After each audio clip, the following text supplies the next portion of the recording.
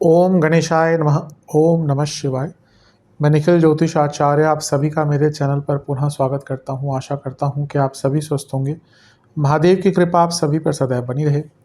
ये वीडियो मकर यानी कि कैप्रिकॉर्न के लिए बहुत विशेष है, क्योंकि वीडियो है 30 जून से 6 जुलाई 2025 के साप्ताहिक राशिफल के बारे में। कैसा रहेगा आने वाला सप्ताह मकर के लिए, कैप्रिकॉर्न के लिए।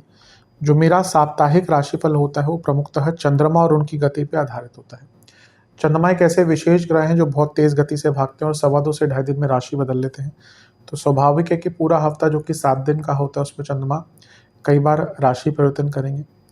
चंद्रमा मन के कारक है और उनकी विशेषता ये भी है कि जिस भाव में जाते हैं उसको एक्टिवेट कर देते हैं, इसलिए डे टू डे एक्टिविटीज़ पर उनका इम्पैक्ट बहुत होता है और इसलिए साप्ताहिक राशिफल की विशेषता बहुत होती है। क्या प्रभाव रहेगा आने वाले सप्ताह में चंद्रमा के इस गोचर का हमारे जीवन पर, क्या संभाविता है, अच्छा बुरा हो सकता है, इन सभी चीज़ों को जानने के लिए, समझने के लिए ये जो साप्ताहिक राशिफल होता है ये अति विशेष होता है। यदि आपकी लग्न राशि या चंद्र राशि मकर है, दोनों ही गाइडेंस के लिए राशिफल को देख सकते हैं। जहाँ से ज़्यादा सूट करता है, रिलेट करता है, वहाँ से देखिए।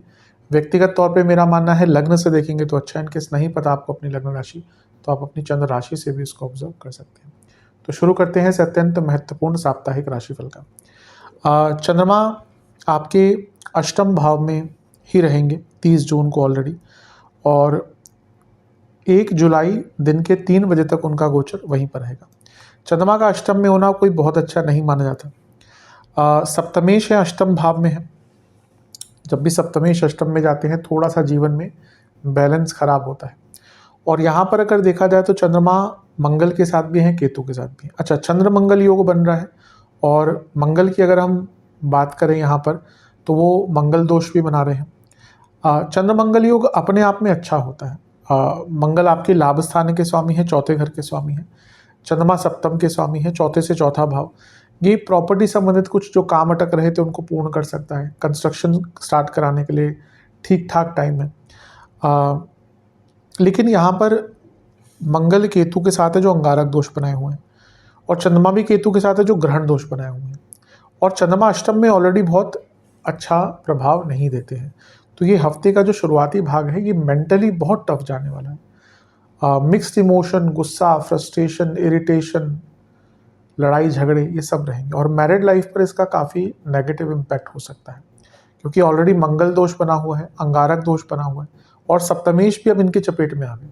इसलिए हफ्ते का शुरुआती भाग पर्सनल लाइफ के लिए, इमोशनल लाइफ के लिए, मैरिड लाइफ के लिए बहुत अच्छा नहीं है। मैं यही कहूँगा इस टाइम को बहुत सहजता से, बहुत स्लोली और बहुत पेशेंटली बिताएंगे तो आपके लिए अच्छा रहेगा। नवांश कुंडली भी यही कह रही है कि बहुत चीज़ें अनिश्चित रहेंगी, अस्थिर रहेंगी, तो स्थिरता अपने मन में लानी पड़ेगी। दशांश कुंडली कार्य क्षेत्र में किसी पर भरोसा मत कीजिएगा, धोखा मिलेगा।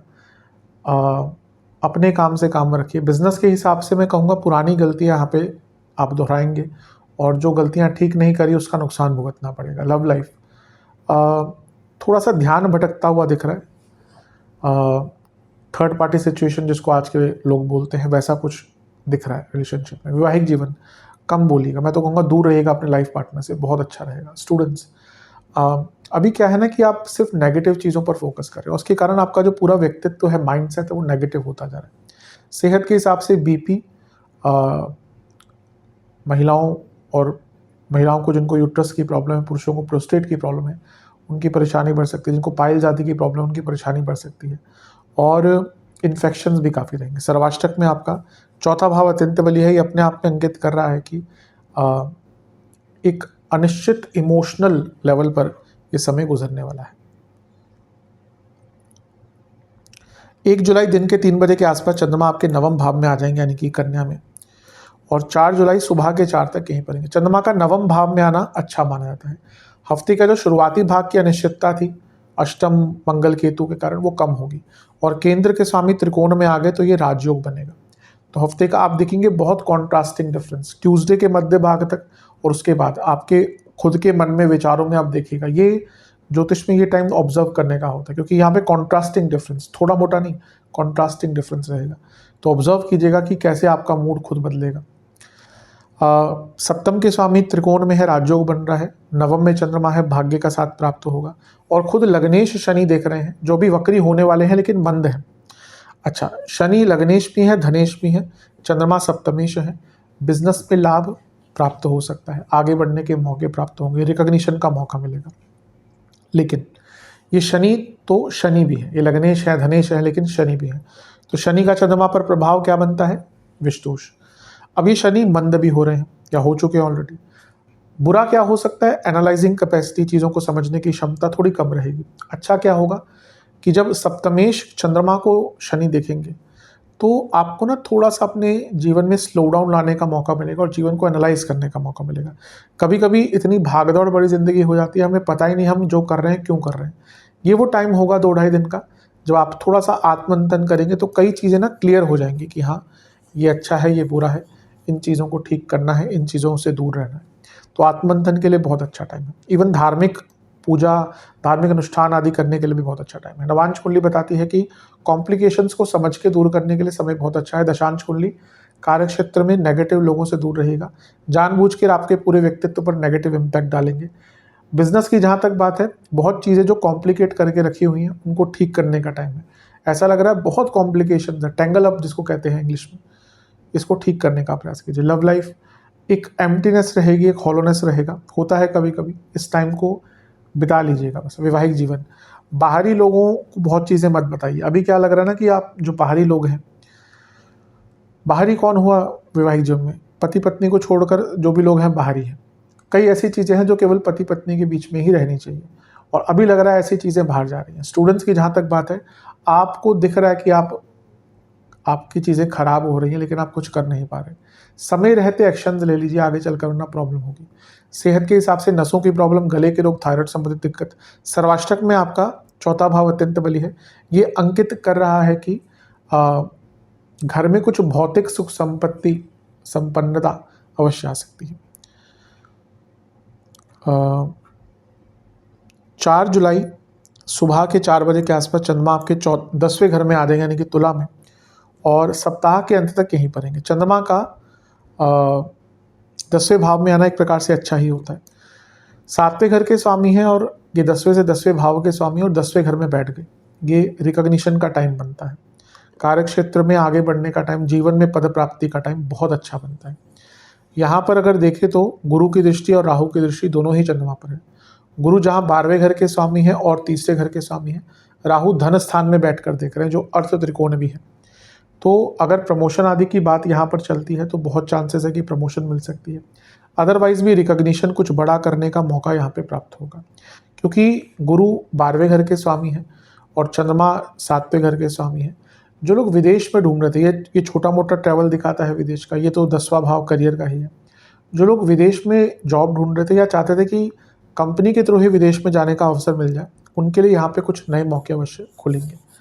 ध्यान ये देना है कि चंद्रमा यहाँ पर केमद्रुम योग में है, कोई भी ग्रह आसपास नहीं है, और राहु का इम्पैक्ट ये कार्य क्षेत्र में थोड़ा फोकस कम करवाएगा, गलतियां ज़्यादा करवाएगा।